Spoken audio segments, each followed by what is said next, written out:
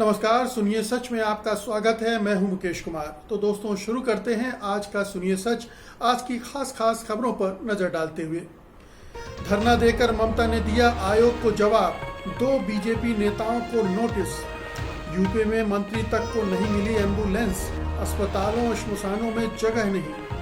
पहले मना किया, अब विदेशी टीकों को फटाफट मंजूरी देने में जुटी सरकार। दिल्ली में कोरोना बढ़ा तो केजरीवाल भी बोले, बोर्ड परीक्षाएं रद्द की जाएं। बाबरी विध्वंस के अभियुक्तों को छोड़ने वाले जज को इनाम, बने उप लोकायुक्त। खास खबरों पर नजर डालने के बाद अब वक्त है आज की बड़ी खबरों के विस्तार से विश्लेषण का। इसलिए लेते हैं आज की सबसे अहम खबर सबसे पहले। चुनाव आयोग द्वारा 24 घंटों की रोक लगाए जाने के बाद पश्चिम बंगाल की मुख्यमंत्री ममता बनर्जी ने धरना देकर जवाब दिया है। ममता बनर्जी ने मंगलवार को कोलकाता स्थित गांधी मूर्ति के बाहर 3 घंटे तक धरना दिया। उन्होंने आयोग के इस फैसले को अलोकतांत्रिक और असंवैधानिक बताया। चुनाव आयोग ने ममता बनर्जी पर यह कार्रवाई उनके उस बयान की वजह से की है जिसमें उन्होंने मुसलमानों से कहा था कि वे अपना वोट न बंटने दें। वहीं ममता के धरने पर बीजेपी ने हमला करते हुए कहा है कि किसी मुख्यमंत्री का इस तरह से चुनाव आयोग के फैसले के खिलाफ सड़क पर उतरना शोभा नहीं देता। प्रदेश बीजेपी अध्यक्ष दिलीप घोष ने कहा कि ममता पर 24 घंटे नहीं बल्कि चुनाव संपन्न होने तक पाबंदी लगाई जानी चाहिए थी। दूसरी ओर अब चुनाव आयोग ने बंगाल बीजेपी के अध्यक्ष दिलीप घोष से कहा है कि वे और होंगी शीतल कुची जैसी घटनाएं वाले बयान को लेकर अपना स्पष्टीकरण दें। इसके अलावा शीतल कुची गोलीबारी पर विवादित बयान देने वाले बीजेपी के वरिष्ठ नेता राहुल सिन्हा के चुनाव प्रचार पर चुनाव आयोग ने 48 घंटे के लिए पाबंदी लगा दी है। उन्होंने कहा था कि सुरक्षा बलों को 4 नहीं 8 लोगों को गोली मारनी चाहिए थी। तो ममता बनर्जी शुरू से ही चुनाव आयोग के खिलाफ मोर्चा खोले हुए हैं। जब से सीआरपीएफ की टीमें, जब चुनाव की घोषणा नहीं हुई थी और सीआरपी की टीमें तैनात की जाने लगी थी, तभी से उन्होंने इस पर आपत्ति जताई थी और लगातार जो शेड्यूल चुनाव आयोग ने घोषित किया उस पर भी उन्होंने टिप्पणी की थी और चुनाव आयोग के एक फैसले को वो उस पर उंगली उठाती रही हैं, सवालिया निशान लगाती रही हैं। अब जबकि चुनाव आयोग एक हद के बाहर जाकर भी कार्रवाई करने पर आमादा हो गया है और मुख्यमंत्री ममता बनर्जी पर चुनाव प्रचार की पाबंदी भी लगा दी है, तो ममता बनर्जी ने उसका जवाब इस धरने के जरिए दिया है। उन्होंने शीतल कुची में हुई घटना के बाद वहां जाने की भी कोशिश की थी, लेकिन चुनाव आयोग ने वहां जाने पर भी रोक लगा दी थी। तो लगातार चुनाव आयोग की कोशिश है कि ममता बनर्जी को कैसे बांधे और रोका जा सके और वो बीजेपी के इशारों पर काम कर रहा है, ये बहुत सारे प्रेक्षकों का मानना है। क्योंकि एक जिस तरह के बयान बीजेपी के नेता देते रहे उनके खिलाफ कार्रवाई नहीं हुई, लेकिन ममता बनर्जी ने जब मुसलमानों से एकजुट होकर वोट करने को कहा तो उसे सांप्रदायिक मान लिया गया, धार्मिक आधार पर अपील मान ली गई। लेकिन दूसरी तरफ प्रधानमंत्री नरेंद्र मोदी जब कहते हैं तब उसे चुनाव आयोग अनदेखा कर देता है। अमित शाह, जेपी नड्डा, योगी आदित्यनाथ और दिलीप घोष जैसे नेता जाने क्या क्या इस चुनाव के दौरान कह चुके हैं, लेकिन अभी तक उनके खिलाफ कार्रवाई नहीं हुई थी। अब जबकि ममता बनर्जी के खिलाफ आयोग ने कदम उठाया है तो उसके बाद ये दिखाने के लिए कि वो बीजेपी के नेताओं को भी नहीं बख्श रहा है, उसने 2 नेताओं को नोटिस भेज दिया है। राहुल सिन्हा पर पाबंदी भी लगा दी 48 घंटे की, लेकिन बड़े नेताओं पर चुनाव आयोग कार्रवाई नहीं कर रहा है। इससे साफ है कि चुनाव आयोग केवल दिखाने के लिए, केवल एक पाखंड के तौर पर ये कार्रवाई कर रहा है, लेकिन उसका मुख्य निशाना तृणमूल कांग्रेस है, मुख्यमंत्री ममता बनर्जी हैं और मुख्यमंत्री ममता बनर्जी इसीलिए चुनाव आयोग को जवाब दे रही हैं। उन्होंने धरना किया, ये बीजेपी नेताओं को खला है, खलने वाली बात भी है उनके लिए, क्योंकि इससे वो जो चुनाव आयोग कह रहा है और कर रहा है उसकी वैधता फिर से प्रश्नांकित हो गई है और लोग सवाल समझ रहे हैं कि चुनाव आयोग जिस तरह से काम कर रहा है वो पक्षपातपूर्ण है। तो बीजेपी नेताओं को ये रुच नहीं रहा है, लेकिन सवाल उठता है कि ममता बनर्जी क्या इस तरह से आमने सामने की लड़ाई लड़कर चुनाव आयोग से अपने पक्ष में हवा बना पाएंगी?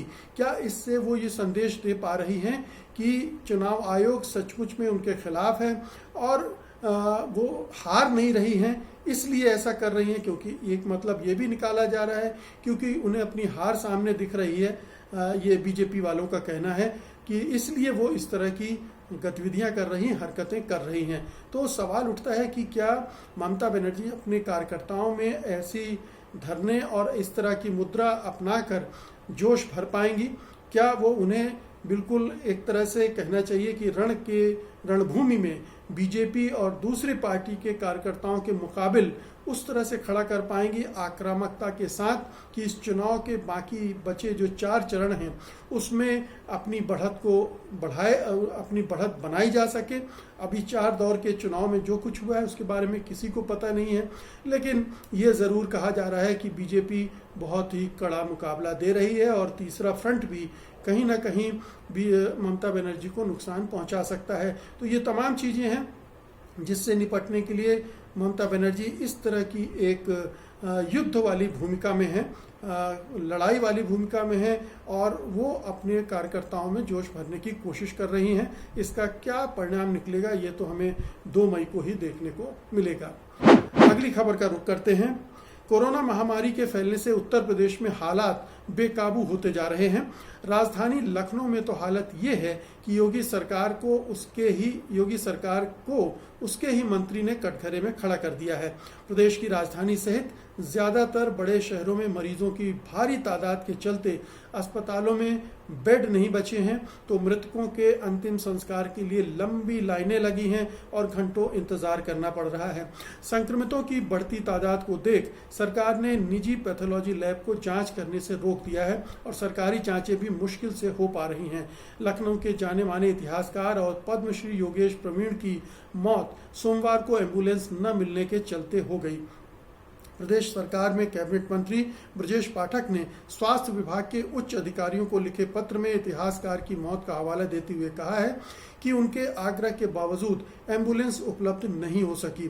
प्रदेश के कानून मंत्री ब्रजेश पाठक ने अपर मुख्य सचिव स्वास्थ्य एवं चिकित्सा शिक्षा को पत्र लिखकर अस्पतालों, एम्बुलेंस जांचों की खस्ताहाल का जिक्र किया है। ब्रजेश पाठक राजधानी लखनऊ की एक विधानसभा सीट से विधायक भी हैं। उन्होंने अपने पत्र में लिखा है कि लखनऊ के मुख्य चिकित्सा अधिकारी का पहले तो फोन तक नहीं उठता था और अब जो उठने लगा तो सुनवाई ही नहीं होती है। तो ये हाल है उत्तर प्रदेश का। योगी आदित्यनाथ अपने उत्तर प्रदेश को उत्तम प्रदेश की तरफ पेश करने की कोशिश करते हैं कि बड़े काबिलियत के साथ उन्होंने कोरोना से निपटा था, लेकिन कोरोना ने अब जो मार दी है उससे निपटने की उनके पास कोई राह नहीं है। साफ है कि पूरा जो उनकी व्यवस्था है, इंतजाम है, वो एक्सपोज हो गया है। उसके वो समझ में आ गया है लोगों के कि ऐसी कोई व्यवस्था है ही नहीं। और पहले चूंकि उस तरह से टेस्टिंग नहीं हुई उत्तर प्रदेश में, इसलिए ऐसा लगा कि उत्तर प्रदेश में हालात कोरोना से नहीं बिगड़े। दरअसल कोरोना से हालात बिगड़े थे, लेकिन उसे छिपाया गया था।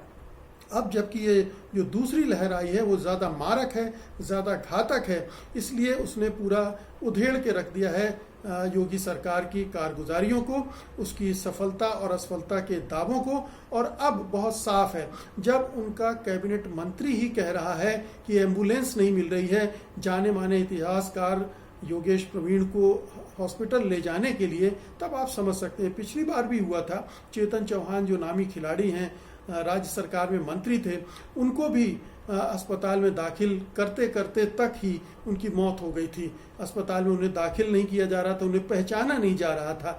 तो ये हालत तो वीआईपी की है, वीवीआईपी लोगों के साथ है। आप सोचिए आम आदमियों की क्या स्थिति होगी। उन्हें बिस्तर तो मिलना दूर की बात है, कोई डॉक्टर अटेंड तक नहीं कर रहा होगा। और पिछली बार भी ऐसी घटनाएं सामने आई थी जिसमें अस्पतालों में बड़ी बदइंतजामी दिखी थी, बल्कि बड़े बड़े मेडिकल हॉस्पिटल्स में बदइंतजामी दिखी थी। आगरा में तो बहुत हालात बदतर हो गए थे, लेकिन इस बार कानपुर, लखनऊ और दूसरे बड़े शहरों में भी उत्तर प्रदेश में हाहाकार मचा हुआ है और उत्तर प्रदेश सरकार कहीं नजर नहीं आ रही है। योगी आदित्यनाथ को पश्चिम बंगाल में चुनाव प्रचार की पड़ी है, जबकि उनके प्रदेश के हालात बहुत ही भयावह हो चुके हैं। अगली खबर का रुख करते हैं। भारत में लगातार बढ़ते मामलों और राज्यों से उठती कोरोना के टीकों की कमी की आवाज के बीच अब केंद्र सरकार ने विदेशों में बने कोविड टीकों को आपातकालीन इस्तेमाल के लिए मंजूरी देने की प्रक्रिया एकदम से तेज कर दी है। ये प्रक्रिया उन टीकों के लिए होगी जिनको विदेशों में इमरजेंसी इस्तेमाल के लिए इजाज़त मिल चुकी है। बताया जा रहा है कि national expert group on vaccine administration for कोविड-19 की बैठक में ये तय हुआ है कि कोरोना के खिलाफ जो वैक्सीन विदेशों में बनी है और जिनको आपात इस्तेमाल की मंजूरी दूसरे देशों में मिल चुकी है, उन्हें भारत में भी आपात इस्तेमाल की मंजूरी दे दी जाए। इसी क्रम में भारत ने रूसी टीके स्पुतनिक वी के आपात इस्तेमाल को मंजूरी दे दी है। इसका मतलब है कि भारत में अब कोरोना की 3 वैक्सीन उपलब्ध हो गई हैं, लेकिन ये वैक्सीन पहले भी उपलब्ध हो सकती थी अगर केंद्र सरकार थोड़ा चौकन्नी होती, थोड़ा समझदारी से काम लेती। लेकिन उसे लग रहा था कि बाहरी वैक्सीन को यहाँ लाना जो हमारी घरेलू कंपनियां हैं उनके लिए नुकसानदेह हो सकता है। इसलिए और दूसरी वजह यह है कि एक अकड़ जो इस सरकार में है, वो एक अहंकार, उसमें इसकी बुद्धि नष्ट हो जाती है, काम नहीं करती है। पहले भी बहुत सारे नेताओं ने, जिनमें राहुल गांधी ने भी शामिल है, उन्होंने कहा था कि विदेशी टीकों को भी मंजूरी दे दी जाए ताकि वो टीके भी उपलब्ध हो जाएं। तो जो टीकों की चुनौती है, जल्दी टीकाकरण की चुनौती है, उससे निपटा जा सकता है। लेकिन तब जो रविशंकर प्रसाद हैं, उन्होंने तंज करते हुए कहा था राहुल गांधी के लिए कि वो विदेशी कंपनियों के लिए लॉबिंग कर रहे हैं। एक तरह से कहना चाहिए कि वो दलाली कर रहे हैं उनके लिए। लेकिन ये अब साफ हो गया है कि दरअसल ऐसा कुछ नहीं था। असल बात ये थी कि ये सरकार जो है जिद्दी है, अहंकारी है और सही फैसले सही वक्त पर न लेना इसकी एक विशिष्टता बन चुकी है। इसके चारित्रिक खूबी यही है कि ये जिद में काम करती है। अब ये जो वैक्सीन है, स्पुतनिक वैक्सीन सबसे पहले आ गई थी, आपको याद होगा, पिछले साल ही आ गई थी, जबकि जो 2 वैक्सीन भारत में उपलब्ध कराई गई हैं वो इस साल की शुरुआत में आई थी। तो स्पुतनिक को अगर पहले मंजूरी मिल जाती, इसी तरह से फाइज़र, मॉडर्ना और जो दूसरी वैक्सीन दुनिया भर में ईजाद हुई हैं, अगर उनको एक एक करके मंजूरी दे दी जाती तो आज वो वैक्सीन भी भारत में उपलब्ध होती। और जो टीकों की कमी तमाम राज्य बता रहे हैं और जिसकी वजह से वो कोरोना पर नियंत्रण पाने में उस तरह से कामयाब नहीं हो पा रहे हैं, बल्कि कोरोना लगातार बढ़ता जा रहा है, तो ये स्थिति उत्पन्न ना होती। तो आज जो कोरोना की महामारी का ये रूप हमें देखने में आ रहा है, उसके लिए ये केंद्र सरकार भी जिम्मेदार है। उसने कोई इसकी तैयारी नहीं की थी। उसने ये सोचा था कि कोरोना खत्म हो गया है, अब ये वापस नहीं लौटेगा। इसीलिए हम पा रहे हैं कि वो जो पुरानी शिकायतें थी कि अस्पताल में बेड नहीं है, ऑक्सीजन के सिलेंडर नहीं हैं, रेमडेसिविर जो मेडिसिन इसमें इस्तेमाल होती है या इंजेक्शन, वो भी उपलब्ध नहीं है, श्मशानों में दिक्कत हो रही है, और ये जो टीका अभियान जिसके सहारे लड़ा जाना था इस महामारी से, वो भी धीमा पड़ गया है, वो उस रफ्तार से नहीं चल पा रहा है। अब प्रधानमंत्री इस महामारी को भी उत्सव में तब्दील करना चाहते हैं। वो इसे टीका उत्सव का नाम दे रहे हैं। कितना शर्मनाक है, आप सोचिए कि एक महामारी से पूरा देश जूझ रहा है। हर दिन सैकड़ों लोग मारे जा रहे हैं, बीमार पड़ रहे हैं, परेशान हो रहे हैं, और उन्हें ये उत्सव की तरह दिख रहा है। तो खैर, ये प्रधानमंत्री का अपना ढंग है सोचने का, और हम सब उससे परिचित हैं। लेकिन दिक्कत ये है कि उनके इस ढंग से पूरा देश परेशान हो रहा है और पीड़ित हो रहा है, दुखी हो रहा है, सफ़र कर रहा है। ये एक इसका सबसे बुरा पक्ष है। अगली खबर लेते हैं। दिल्ली में कोरोना संक्रमण के रिकॉर्ड मामलों के बीच मुख्यमंत्री अरविंद केजरीवाल ने कहा है कि CBSE बोर्ड परीक्षा रद्द कर दी जानी चाहिए। उन्होंने कहा कि जब राज्य में तीसरी लहर अपने चरम पर थी, तब भी एक दिन में सबसे ज्यादा 8,500 मामले ही दर्ज किए गए थे। उन्होंने कहा कि चौथी लहर ज्यादा घातक है क्योंकि युवा और बच्चे भी संक्रमित हो रहे हैं। बता दें, दिल्ली में एक दिन में 13,500 मामले दर्ज किए जा चुके हैं। इसके साथ ही मुख्यमंत्री ने कहा कि वो केंद्र से आग्रह करते हैं कि कोरोना संक्रमण की स्थिति को देखते हुए CBSE बोर्ड परीक्षा को स्थगित कर दिया जाए। उन्होंने कहा, शहर में 6 लाख छात्र बोर्ड परीक्षा में शामिल होंगे, 1 लाख शिक्षक ड्यूटी पर होंगे। बोर्ड परीक्षा आयोजित करने से कोरोना वायरस बड़े पैमाने पर फैल सकता है। मूल्यांकन के वैकल्पिक तरीके ढूंढे जा सकते हैं। छात्रों को ऑनलाइन परीक्षा या आंतरिक मूल्यांकन के आधार पर आगे बढ़ाया जा सकता है। बोर्ड परीक्षा को रद्द किया जाना चाहिए। इससे पहले कांग्रेस नेता प्रियंका गांधी भी इसको लेकर पत्र लिख चुकी हैं। उन्होंने भी इन परीक्षाओं को रद्द करने की मांग की है। तो ये साफ दिख रहा है कि अगर इस कोरोना महामारी को रोकना है तो ऐसे कोई भी आयोजन नहीं होना चाहिए जिनमें बहुत सारे लोग एक जगह इकट्ठे होने ज़रूरी हो जाते हैं। ये दुर्भाग्य है इस देश का कि ऐसे समय में कुंभ हो रहा है और उसमें लाखों लोग इकट्ठे हो रहे हैं और वो कोरोना से जुड़ी जो भी सावधानियां हैं वो नहीं बरत रहे हैं और ना ही वहाँ जो अधिकारी तैनात हैं वो उसको कर पा रहे हैं। अधिकारियों की भी अपनी सीमा है। राजनीतिक नेतृत्व जो है राज्यों का या पार्टियों का, वो तो अपना वोट बैंक देख रहा है, वो तुष्टीकरण, हिंदू तुष्टीकरण की राजनीति कर रहा है, लेकिन ये भूल रहा है कि इस तुष्टीकरण की राजनीति से हजारों लाखों हिंदू इन्फेक्टेड होंगे, संक्रमित होंगे महामारी से, बहुतों की जान भी जाएगी। तो ये एक तरह से कहना चाहिए इस तरह का आयोजन एक तरह की महामारी को और बढ़ाने का काम करना है। ये सुपर स्प्रेडर जो कहा जाता है, कुंभ वो उस रूप में सामने आ रहा है। एक ही दिन में वहाँ 400 से ज़्यादा मामले सामने भी आ चुके हैं।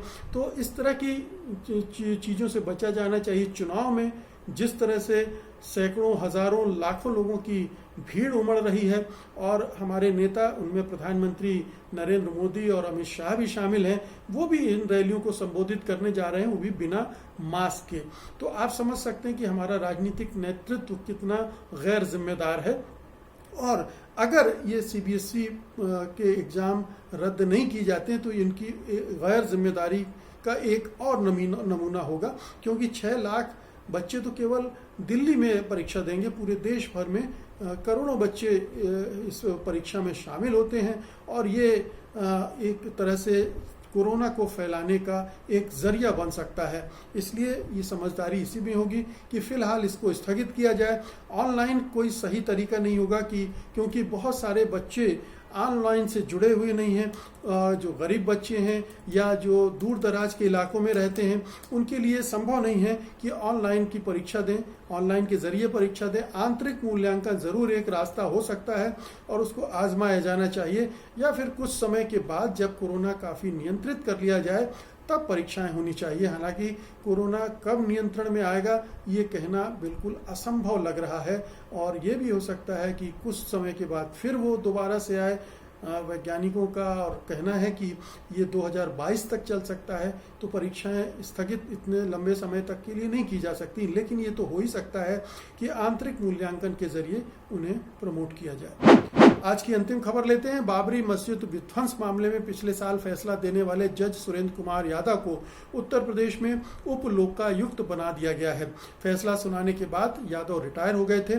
सुरेंद्र कुमार यादव ने लखनऊ स्थित विशेष न्यायालय का पीठासीन अधिकारी रहते हुए बाबरी मस्जिद विध्वंस मामले में लाल कृष्ण आडवाणी समेत सभी 32 अभियुक्तों को बरी करने का आदेश दिया था। बरी होने वालों में मुरली मनोहर जोशी, उमा भारती और कल्याण सिंह भी शामिल थे। 6 दिसंबर 1992 को बाबरी मस्जिद को ढहा दिया गया था। यादव ने सोमवार को उप लोकायुक्त पद की शपथ ली। लोकायुक्त और उसमें शामिल 3 उप लोकायुक्त भ्रष्टाचार पर निगरानी रखने का काम करते हैं। आधिकारिक तौर पर जारी विज्ञप्ति में कहा गया है कि सुरेंद्र कुमार यादव को 6 अप्रैल को राज्यपाल द्वारा तीसरा उप लोकायुक्त नियुक्त किया गया था। कई वरिष्ठ अधिकारियों की उपस्थिति में लोकायुक्त संजय मिश्रा द्वारा सोमवार को यादव को शपथ दिलाई गई। उप लोकायुक्त 8 साल तक पद पर रह सकते हैं।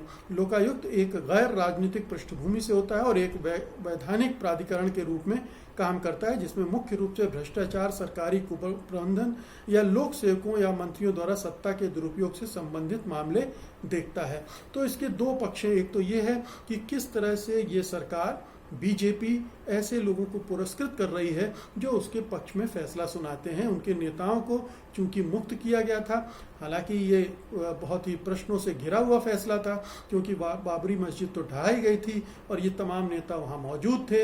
इन नेताओं में से बहुत सारे नेताओं ने जो वहाँ लोग इकट्ठे थे उनको भड़काया था, एक पूरा आयोजन किया गया था, तो ये परे नहीं थे, लेकिन इनको मुक्त किया गया और जाहिर है कि ये फैसला कानून की कसौटी पर कहीं से खरा नहीं उतरता था। तो एक तो गलत फैसला हुआ, फिर गलत फैसले देने वाले व्यक्ति को पुरस्कृत किया गया। पहले आपको याद है कि जो सुप्रीम कोर्ट के प्रधान न्यायाधीश थे रंजन गोगोई को राज्यसभा का टिकट दिया गया और भी कई ऐसे नेताओं कई ऐसे अदालत से जुड़े न्यायाधीशों को विभिन्न पदों से नवाजा गया है जो इस सरकार के पक्ष में फैसले सुनाते रहे हैं या सरकार के की सहूलियत के हिसाब से सुनवाई करते रहे हैं। तो ये मामला भी कुछ इसी तरह का। दूसरी बात यह कि ऐसे लोग उप लोकायुक्त बनते हैं तो जाहिर है कि सरकार के हक में ही सुनाएंगे फैसले। ये अपनी जो जिम्मेदारियां हैं उप लोकायुक्त की उसको नहीं निभाएंगे। अगर सरकार के खिलाफ भ्रष्टाचार के आरोप लगते हैं या कोई सरकारी कुप्रबंधन का आरोप लगता है या जो मंत्री हैं या जो लोक सेवक हैं उनके सत्ता के दुरुपयोग के कोई शिकायतें आती हैं तो उनके बारे में उसकी सुनवाई पक्षपातपूर्ण ढंग से ही करेंगे, ये तय है, क्योंकि ये एक विशिष्ट प्रतिबद्धता के तहत लाए जा रहे हैं, उनकी विशिष्ट योगदान के तहत लाए जा रहे हैं और उसका एजेंडा बहुत साफ है। तो ये बहुत दुखद है हर लिहाज से, क्योंकि ये एक जो गलत परंपरा पहले से चली आ रही है उसको और बढ़ावा देने की कोशिश है इस सरकार के द्वारा। राज्य सरकार हो चाहे केंद्र सरकार हो, ये सारी सरकारें बीजेपी की ये कर रही हैं। पहले कांग्रेस की सरकारें करती थी, कम करती थी, लेकिन इस सरकार में ये कई गुना ज़्यादा बढ़ गया है। तो ये बहुत दुखद स्थिति है। तो दोस्तों, ये थी आज की खास खबरें। उम्मीद है कि आपको ये खबरें पसंद आई होंगी, ये विश्लेषण अच्छा लगा होगा और आप इस वीडियो को लाइक करेंगे और बड़े पैमाने पर शेयर भी करेंगे। अब मुझे अनुमति दीजिए, कल मैं फिर हाजिर होऊंगा कल की बड़ी खबरों के साथ उनके विश्लेषण के लिए। तब तक के लिए नमस्कार, जय हिंद। सत्य हिंदी का ऐप डाउनलोड करें गूगल प्ले स्टोर पर।